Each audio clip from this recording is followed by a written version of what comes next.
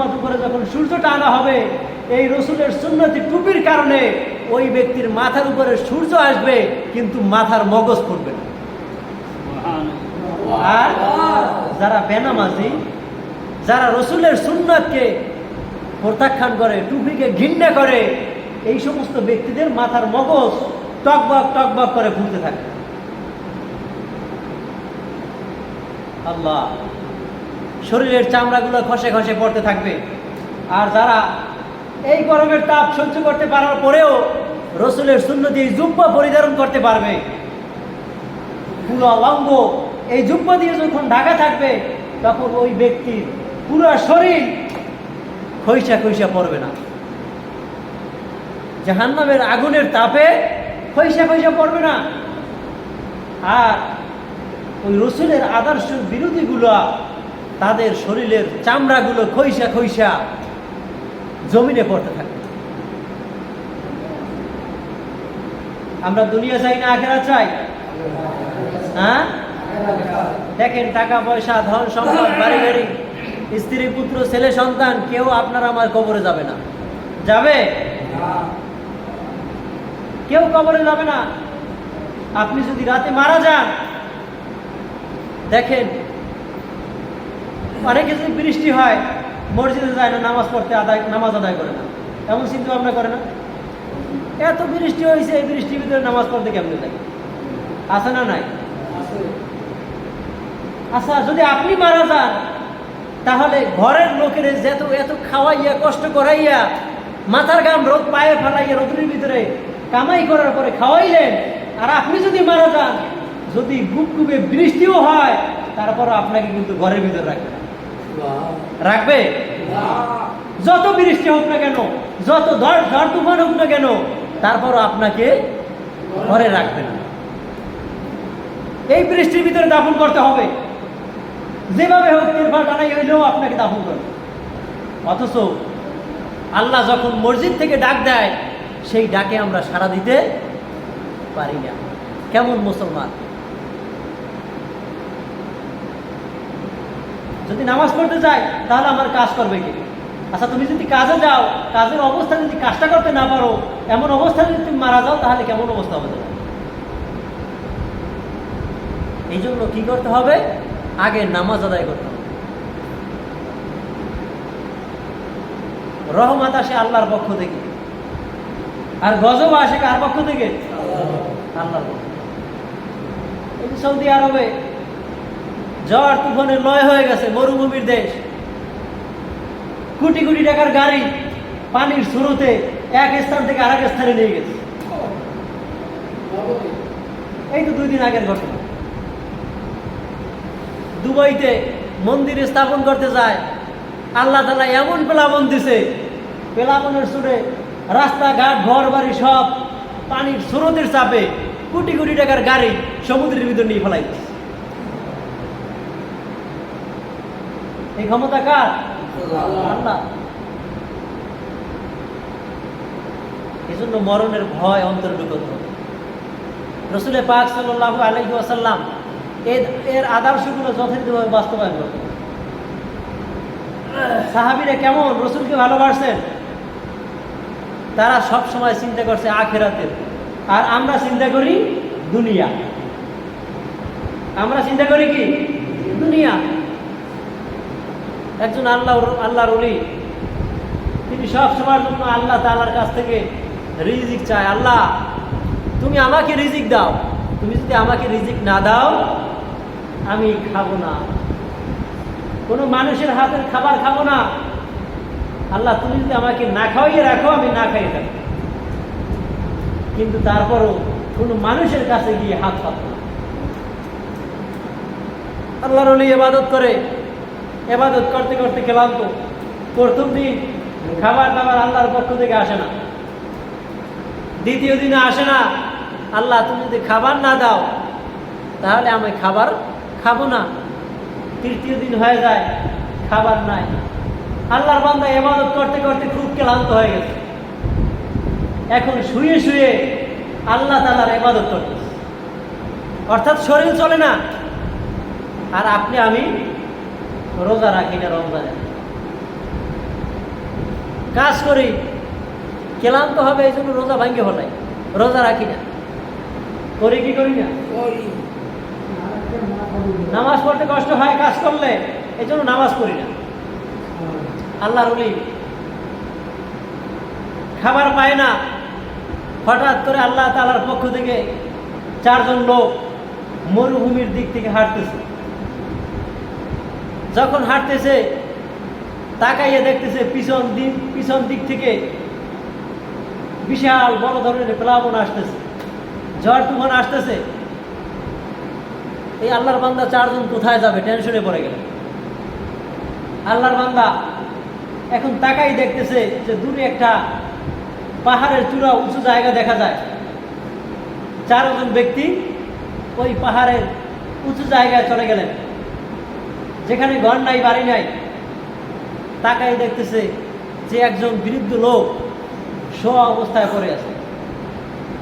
বারবার ডাকা হয় কিন্তু কোনো জবাব আসে না, কারণ ক্ষুধার্ত ক্লান্ত। আল্লাহর পক্ষ থেকে খাবারও আসে নাই আর খাবার খায় না। আল্লাহর বান্দা চিন্তা করতে করতে বারবার ডাকে, মনে হয় খুব অসুস্থ, তাহলে কি করা যায়? এই 4 জনে আগুন জ্বালাইয়া তেল গরম করে এবার আল্লাহর বান্দার শরীরে তেল মালিশ করতেছে। পুরো শরীরে তেল মালিশ করে দেয় যে দেখি এই বান্দা সুস্থ হয় কিনা। মনে হয় যে খুব ক্লান্ত, সুস্থ হইতেছে না, মনে হয় আল্লাহর বান্দার পেটের ভিতরে ক্ষুধা। ডাকাডাকি করে কিন্তু কোনো জবাব আসে না। এবার এই আল্লাহর বান্দারা ওই স্থানে বৈশা রুটি বানাইলেন। রুটি বানানোর পর সামনে দিলেন যে আঙ্কেল আপনি রুটি খান, কিন্তু তারপরে কোনো খাবার দিয়ে খেয়াল নাই। যখন রুটিটা মুখের কাছে নিয়ে যায় তখন আল্লাহর ওলি হাইসা দিচ্ছে। কি ব্যাপার, আপনি হাইসা দিলেন? শোনেন, আমি আল্লাহর পক্ষ থেকে খাবার না আসা পর্যন্ত আমি খাবার খাই না। 1 দিন নয়, 2 দিন নয়, আমি 4 দিন পর্যন্ত উপবাস। পেটের ভিতরে খুব ক্ষুধা। তাই আমি আল্লাহ তাআলার কাছ থেকে দেখলাম যে আল্লাহ তাআলা আমার কাছে এই পাহাড়ের চূড়ায় 4 জন লোক পাঠাই দিয়া তাদের হাতে তেল পুরো আমার শরীরে মালিশ করাই দিয়েছে। এরপরে রুটি বানাই, এমনকি আমার মুখের সামনে আল্লাহ খাওয়ার জন্য ব্যবস্থা করে দিয়েছে। তাহলে সেই আল্লাহর উপরে ভরসা করা লাগবে কি লাগবে না? মাঝে মধ্যে শয়তানে লড়া দেয়, এই জন্য একটু গান বাদ্য, ঢোল বাদ্য বাজাই কি বাজাই না, হ্যাঁ? আবার মাঝে মধ্যে হিন্দুকে পূজায়ও যায়, যাই না? কয়দিন পর চিন্তা করবেন মসজিদের পাশে আর একটা মন্দির উঠে, এমন চিন্তা ভাবনা করে কি করে না? হ্যাঁ, যে দূরে যাওয়ার দরকার নাই, এখানেই করি। এই জন্য সাহাবায়ে কেরামেরা রসুলে পাক সাল্লাল্লাহু আলাইহি ওয়াসাল্লাম তাকে কেমন ভালোবাসেন।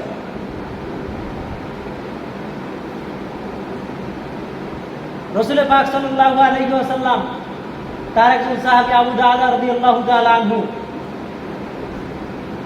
তার পাশে একটা খেজুরের বাগান, 600 খেজুরের বাগান। কত খেজুরের বাগান? 600 খেজুরের বাগান। এই খেজুরের বাগানের ভিতরে বিশাল বড় একটা ঘর নির্মাণ করছেন। এবার এই খেজুর গাছের বাগানের ভিতরে একটা কূপও খনন করছে। মরুভূমির দেশে পানির অভাব। কিসের অভাব? পানির অভাব। এই জন্য মরুভূমির দেশে কূপের খুব দাম। এই জন্য আবু দারদা রাদিয়াল্লাহু তাআলা আনহু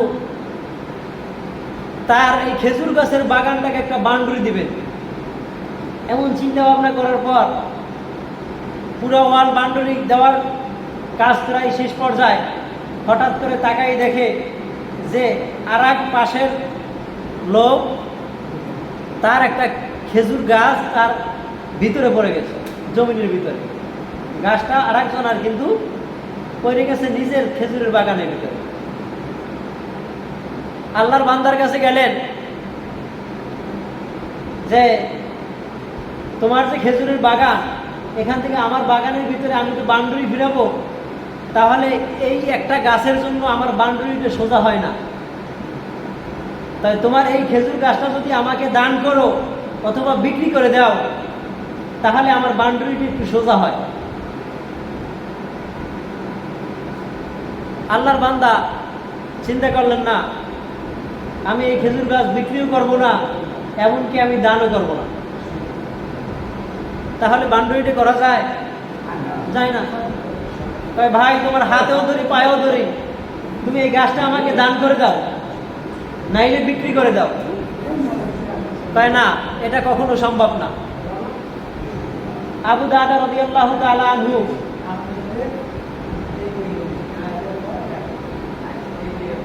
তিনি চিন্তা করলেন যে না, এ বিচার আল্লাহর নবী ছাড়া কেউ দিতে পারবে না। আল্লাহর নবী ছাড়া এই বিচার কেউ করতে পারবে না। রাসূল পাক সাল্লাল্লাহু আলাইহি ওয়াসাল্লামের কাছে চলে গেলেন, ইয়া রাসূলুল্লাহ, ইয়া হাবিবাল্লাহ, আমার খেজুর গাছের বাগানের ভিতরে আর এক ব্যক্তির একটা খেজুর গাছ পড়ছে, আমি তার কাছে বলছিলাম যে এই গাছটা দান করে দাও, আর না হয় বিক্রি করে দাও, কিন্তু তার কাছে খুব কাকুতি মিনতি করছি, কিন্তু সেই ব্যক্তি আমার কথা মানে না। রাসূল পাক সাল্লাল্লাহু আলাইহি ওয়াসাল্লাম সাহাবীদেরকে ডাকলেন, ও আমার সাহাবীরা, যাও ওই ব্যক্তিকে নিয়ে আসো। ওই ব্যক্তিকে নিয়ে আসা হলো। কি ব্যাপার? আমার সাহাবী আবু দারদা রাদিয়াল্লাহু তাআলা আনহু, তিনি তোমার কাছে একটা খেজুর গাছ দান করার কথা বলছেন অথবা ক্রয় বিক্রি করার কথা বলছে, তুমি নাকি বিক্রি করবা না, দানও করবা না? হ্যাঁ, আমি বিক্রিও করবো না, আমি দানও করবো না। তোমাকে এটা দান করতে হবে, না হয় বিক্রি করতে হবে। রাসূল পাক সাল্লাল্লাহু আলাইহি ওয়াসাল্লাম তার কথাও শোনে না।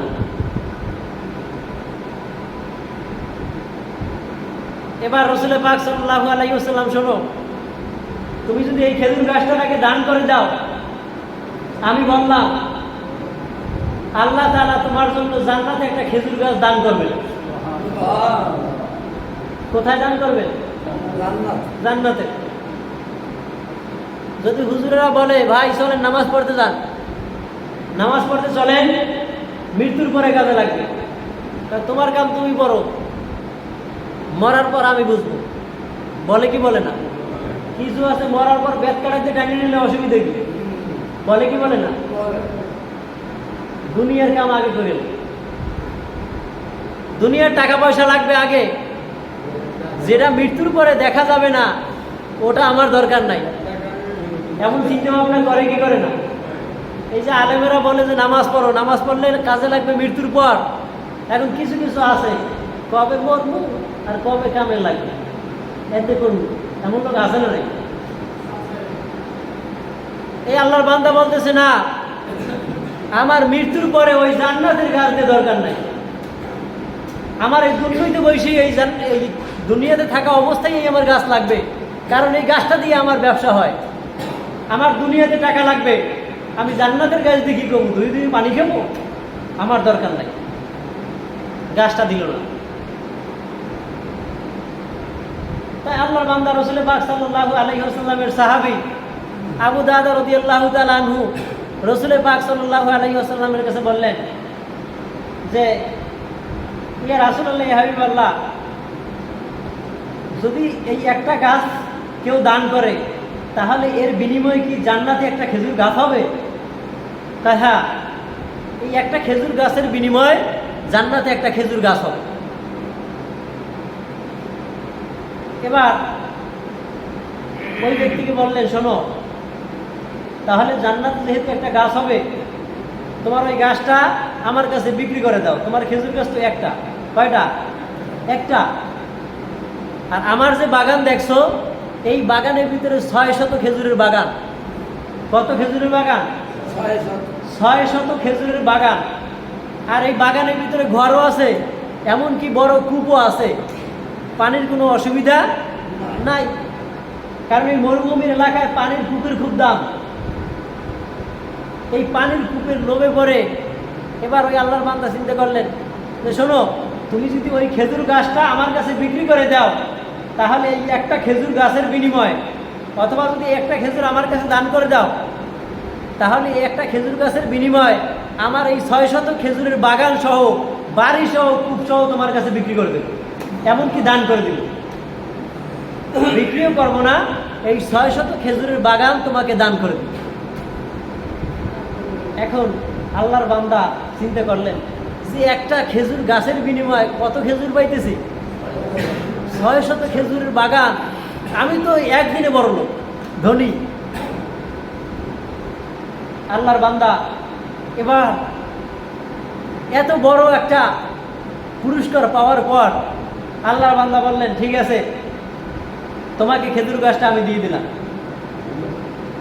তোমাকে খেজুর গাছটা আমি দিয়ে দিলাম।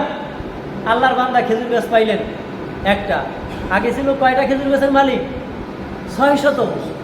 এখন একটা খেজুর গাছের মালিক। রসুল পাক সাল্লাল্লাহু আলাইহি ওয়াসাল্লাম তাকে জিজ্ঞাসা করা হবে, ইয়া রাসূলুল্লাহ, ইয়া হাবিবাল্লাহ, আমার তো 600 খেজুর গাছ বাগান সহ দিয়ে দিলাম, আমি একটা গাছ পাইলাম, আল্লাহ আমি এই গাছটাকেও এই ইহুদিকে দান করে দিলাম। আগে কি করছে? এই 600 বাগানের জন্য একটা গাছ ক্রয় করছে। কয়টা গাছ? একটা গাছ। আল্লাহ তাহলে যদি এই গাছটা আমারই থাকে, তাহলে এই ভাই তো আর বাউন্ডারি ফিরিতে পারবে না সোজা মতো, তাহলে আমি এই গাছটাকে এই ভাইকে দান করে দিলাম। ইয়া রাসূলুল্লাহ, ইয়া হাবিবাল্লাহ, আপনি একটু এবার বলেন যে আমার জন্য কি এখন জান্নাতের ভিতরে একটা খেজুর গাছ বরাদ্দ হয়েছে? কয় আবু দাদা রাদিয়াল্লাহু তাআলা আনহু, শোনো, আল্লাহ তাআলা যেই কথা বলছে, আমি যেই কথা বলছি যে একটা খেজুর গাছ দান করলে এই একটা খেজুর গাছের বিনিময়ে তোমার জন্য জান্নাতে একটা খেজুর গাছ আল্লাহ দান করবে। আল্লাহ তাআলা একটা খেজুর তো দান করলেনই গাছ, কিন্তু আল্লাহ তাআলা তোমার প্রতি খুশি হয়ে তোমার জন্য অসংখ্য খেজুরের বাগান আল্লাহ তাআলা তোমার জন্য বরাদ্দ করে রাখছে। কোথায়? জান্নাত। রাসূল পাক সাল্লাল্লাহু আলাইহি ওয়াসাল্লাম তার সাহাবী আবু দাদা রাদিয়াল্লাহু তাআলা আনহু খেজুর গাছের বাগানে গেলেন। বাগানের ভিতরে প্রবেশ করে নাই, কারণ বাগানের মালিক তো আর এখন নিজে নাই। কেমন সাহাবী? বাগানের মালিক তো আর আমি নিজে না, অর্থাৎ যখন আমি একটা কোনো কিছু দান করব, দান করার পর ওইটার প্রতি কোনো আমার আর দাবি থাকবে না। এই জন্য কিছু কিছু আমাদের সমাজে এখনো লোক আছে, এরা যদি 100 টাকা দান করে তাইলে হয়ে যায়, কিছুদিন পর গায়ে তোর যদি 100 টাকা দান করলাম না, বলে কি বলে না? এই দানের কোনো ফায়দা আছে? নাই। রাসূল পাক সাল্লাল্লাহু আলাইহি ওয়াসাল্লাম এর সাহাবীদের আদর্শ কি?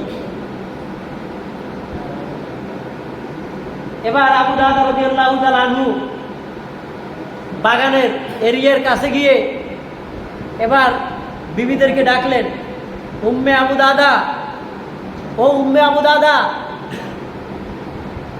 বাড়ির ভিতর ডাকতেছে, কি ব্যাপার? তুমি ঘরের ভিতর আসবা, তুমি বাহিরে এরিয়ার বাহিরে দাঁড়াই দাঁড়াই ডাকাডাকি করো, কারণটা কি? ভাই তোমরা ছেলে সন্তান নিয়ে বাড়ি থেকে বের হয়ে আসো। ভাই কেন? ভাই বাড়ি সহ বাগান সহ বিক্রি করে দিছে, এ বাড়ির মালিক আর এখন আমি না। বিবি ডাক দিয়ে বলে, কেন এটা বিক্রি করলা, কারণটা কি? ভাই শোনো, আমি জান্নাতে একটা খেজুর গাছের বিনিময়ে আমি এই বাড়ি সহ বাগান বিক্রি করে দিয়েছি। বিবি বলতেছে, তাহলে যদি জান্নাতের ভিতরে একটা খেজুর গাছ পাই, তাহলে ওটা তো থাকবে অনন্তকাল। তাহলে জান্নাতে যদি একটা খেজুর গাছ পাই, তাহলে দুনিয়ার জমিনে এই গাছ দিয়ে কি করব? বিবিও খুশি হয়ে গেলেন। আর আমাদের সমাজের ভিতরে কিছু লোক আছে, যদি 1000 টাকা দান করে যদি বাসায় যায় যে মসজিদে 1000 টাকা দান করছি, দান করছো আমার দ্বারা জিগিয়ে দান করছো, তোমার এই পাওয়ারটা দিলে কেডা? অধিকার আমারও আছে, আছে কি নাই? মসমসা টাকা পাইছো আর ভাঙ্গে মসজিদ দান করে। এলে কি ঘরে যাও না, আগেই মানি ব্যাগটা হাতাইয়ে টাকা কয়টা কাটলে ট্রাকের মধ্যে হান দেয়, আছে না? কিছু কিছু আছে মহিলার কেশিয়ার বানায় না, স্বামীরে কামাই করে আইনা বিবির কাছে দেয়।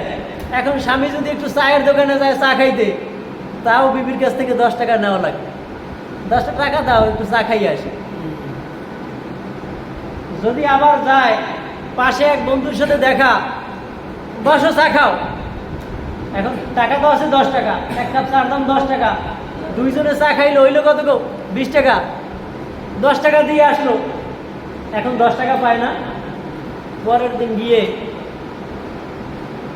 তাই শোনো চা খাবো টাকা দাও, 10 টাকা দিলেন, তা আরো 10 টাকা লাগবে, কিন্তু বাকি থুয়েছি। কে চা কয় কাপ খাইছো, বলে কি বলে না? না আমি 1 কাপই খাইছি, তার লগে এক বন্ধু আসলে তাকে খাওয়াইছি। ও এলে কি তো টাকা তোমার কাছে রাখি না, বাসায় আওয়ার আগেই টাকা আমার নিজের কাছে রাখি, কিছু ক্যাশপাতি জোগাড় করা লাগবে না, ভবিষ্যৎ লাগবে না, এমন চিন্তা ভাবনা করে কি করে না? তাই যারা আল্লাহ আলো তারা কিন্তু ওই কবরের চিন্তা করে যে আমি যদি 1 টাকা মসজিদে দান করি, তাহলে এই 1 টাকা কিয়ামত পর্যন্ত আমার কবরে সদগায় জারিয়ে হিসেবে সব পৌঁছতে থাকবে। এই জন্য দেখবেন হুজুররা কিন্তু বেশি বেশি মসজিদে দান করে কি করে না? হ্যাঁ, বেতন কম, কিন্তু আপনারাও যে টাকা দান করেন বরাদ্দ করলে হুজুরাও কিন্তু সমানই দান করেন। আপনি যদি 20,000 টাকা ইনকাম করেন, 20,000 টাকা ইনকাম করে যদি 500 টাকা দান করেন, আর হুজুরের 5,000 টাকা বেতন দেন সবাই জানে, কিন্তু এরপরও হুজুরে 500 টাকা দান করেন, আছে না নাই? তাহলে আপনার দান করার কত? 2,000 টাকা না? হুজুরে যদি 5,000 টাকা দিয়া বেতন পাইয়া যদি 500 টাকা দান করতে পারে, তাহলে আপনি 20,000 টাকা মাসে কামাই করে 500 টাকা দান করেন, হ্যাঁ, দান কি সমান হবে? আপনি কিন্তু ওই যে 4 ভাগের 1 ভাগই সব পাইবেন, সব কিন্তু 4 ভাগের 1 ভাগ পাবেন। এই জন্য বড় লোক যারা, তারা কিন্তু টাকা পয়সা আছে, কিন্তু সেই টাকা অনুসারে কিন্তু দান করে না, করে। আর যাদের ইনকাম কম, কিন্তু সেই ইনকাম অনুসারে তারা দান করে অনেক বেশি, করে কি করে না? আবু বকর রাদিয়াল্লাহু তাআলা আনহু, রাসূল পাক সাল্লাল্লাহু আলাইহি ওয়াসাল্লাম বললেন, ও আমার সাহাবীরা, যুদ্ধে যেতে হবে, কার কি সামানা আছে সবাই সামানা নিয়ে আসো। সমস্ত সাহাবীরা মালামাল এনে স্তূপ করে রাখলেন, টাল করে রাখলেন।